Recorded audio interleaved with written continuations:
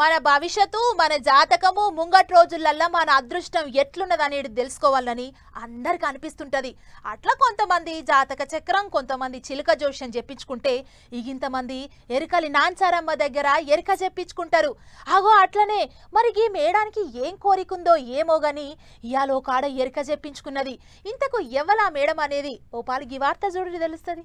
ముంగట బుట్ట, చేతుల శిలకోల, మోకాన రూపాయి బిల్లెలుపు బొట్టు, పక్క పాపెడ తీసిన జుట్టు.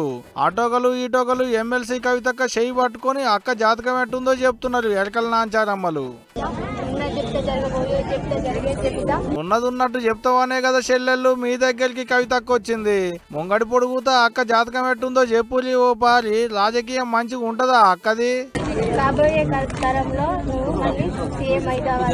ఆగో అక్క సీఎం అవుతుందట. సీఎం అవుతావు అనగానే అక్క ముఖంలో మురిపం కూడా చిన్నగా లేదబ్బా, మస్తు మురిసిపోతున్నది కవితక్క. సరే మీ నోటి వాకు గట్టినే గాని ఇల్లు గాని అక్క సీఎం అయినాక మీకేం కావాలనో అది కూడా అడుగులు ఇప్పుడే.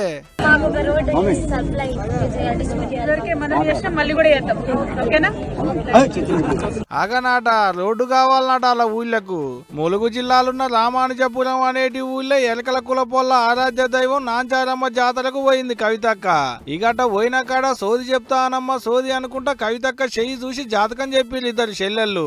ఇక ఇప్పుడు ఈ వీడియో సోషల్ మీడియాలో మస్తు వైరల్ అయ్యేటాళ్లకు అక్కకు సీఎం కావాలనేటి కోరిక గట్టిగానే ఉన్నదనుకుంటా కామెంట్లు రాస్తున్నారు పడిపడనోళ్ళు.